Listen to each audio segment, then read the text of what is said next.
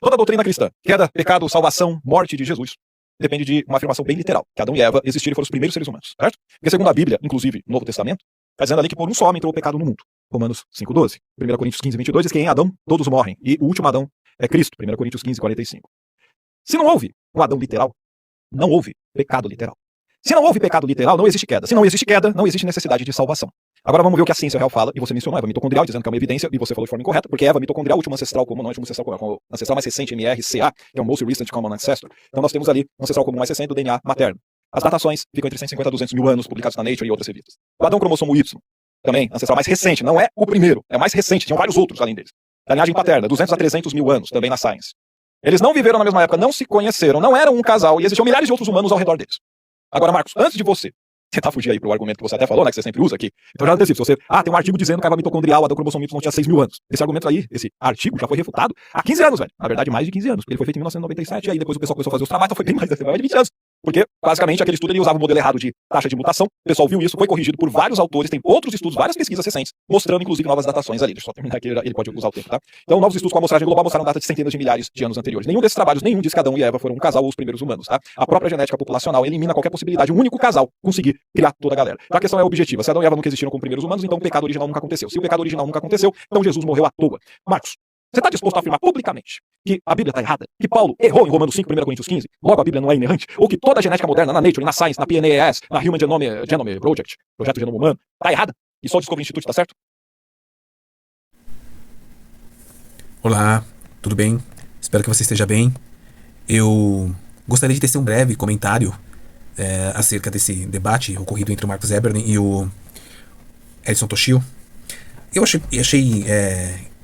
que eu não assisti o debate inteiro, eu só tenho visto alguns cortes que têm aparecido para mim. Eu não conhecia o trabalho do Toshio, estou conhecendo agora, tá? Acho ele um grande debatedor, me parece uma pessoa bem dedicada ao que ele faz, né? Demonstra um vasto conhecimento realmente do assunto ao qual ele se propõe a debater. Digamos que ele é um apologeta do ateísmo, né? Digamos assim. Eu não sou apologeta de nada, não tenho pretensão alguma de refutar ninguém. Acerca do Marcus Eberlin, a postura dele em relação à ciência, eu não vou entrar nesse ponto.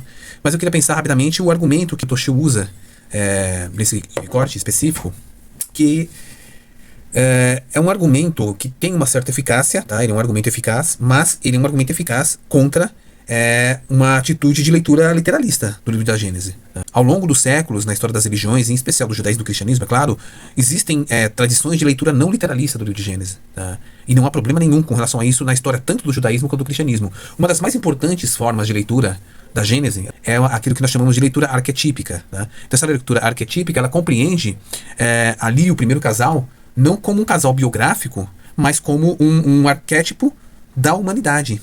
Tá? Então ela representa ali a condição existencial da humanidade. Eu não estou me referindo aqui à leitura arquetípica do Jung, tá? que é uma leitura contemporânea. O Jung ele tomou o termo arquétipo da antiguidade. A terminologia e a conceituação surge basicamente ali em Platão, quando ele se refere às ideias, às formas, né? A teoria das formas das ideias, ele trabalha com a nomenclatura e com a conceituação de arquétipo, atravessa, né, um longo período até desembocar no judaísmo, na perspectiva, na abordagem do Fílon de Alexandria, né? Então nós temos um início ali em Platão, depois um desenvolvimento em Fílon de Alexandria, que já vai inclusive aplicá-lo para o primeiro casal de Gênesis, como um casal arquetípico representando a humanidade, tá? E não um casal biográfico. E depois ele transvasa para dentro do cristianismo, tá? Sobretudo entre os escritos dos padres gregos, vão fazer essa leitura arquetípica, tá? Nós temos Gregório de Nissa, ele fala textualmente nos seus escritos sobre o primeiro casal como sendo não um casal literal, mas um casal arquetípico. Outros padres, como Orígenes, também o fazem, o próprio Santo Agostinho vai fazer isso mais para frente. E os padres reconhecem, já no próprio escrito do apóstolo São Paulo, o uso de categorias tipológicas e arquetípicas. Isso tanto em Romanos capítulo 5, quanto em 1 Coríntios capítulo 15. E em 1 Coríntios capítulo 15 é ainda mais claro que Paulo está trabalhando com categorias que são, em certo sentido, se não são influenciadas, são inspiradas na leitura de Fílon de Alexandria, na medida em que ele também coloca o paralelo de humanidade. Como Fílon falava do humano, do homem terreno, e do homem ideal ou celestial, o apóstolo Paulo faz a mesma coisa no seu, na sua escrita no capítulo 15 de 1 Coríntios. A gente vai ver depois da retomada, no século XX, a gente vai ver vários autores, tanto do protestantismo quanto do catolicismo, fazendo esse tipo de leitura, né? Mas quando eu falo autor, eu não falo qualquer autor, tá? Não estou pensando no Francis Schaeffer, por exemplo, que é um autor literalista. Eu estou pensando num autor como o Paul Tillich, por exemplo, protestante, luterano, ou o próprio Karl Barth, que embora estivesse mais próximo do que eles chamam de ortodoxia cristã, ou da neo-ortodoxia, ele fazia também uma leitura arquetípica do livro de Gênesis, do primeiro casal.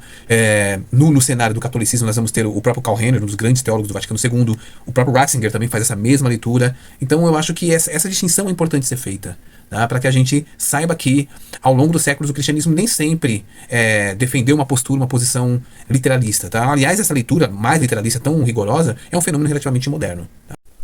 Para encerrar, eu penso que é importante, nós temos as referências, né, acadêmicas, referências de estudo acerca dessa problemática. Então, por exemplo, nós poderíamos tomar o problema e a abordagem das leituras arquetípicas, tipológicas, alegóricas, míticas, inclusive, a partir da obra do Mircea Eliade, né, ele é um autor que vai abordar bastante essa problemática. Temos, no que tange a problemática da hermenêutica, eu citaria o Douglas Dockery, né, hermenêuticas do Novo Testamento, o Emerson Corrett, também lições de hermenêutica, o Paul Ricoeur, que inclusive tem um livro específico sobre a questão da leitura da Gênese e do pecado original. Na perspectiva da teologia, eu citaria entre os protestantes o Paul Tillich, e os católicos, tanto o Karl Rahner quanto o Ratzinger, e na perspectiva de uma leitura histórica, né, como essas leituras se desenvolvem historicamente ao longo dos séculos, eu citaria em especial a Karen Armstrong, uma História de Deus, para mim, acho que talvez um dos livros mais assim, fundamentais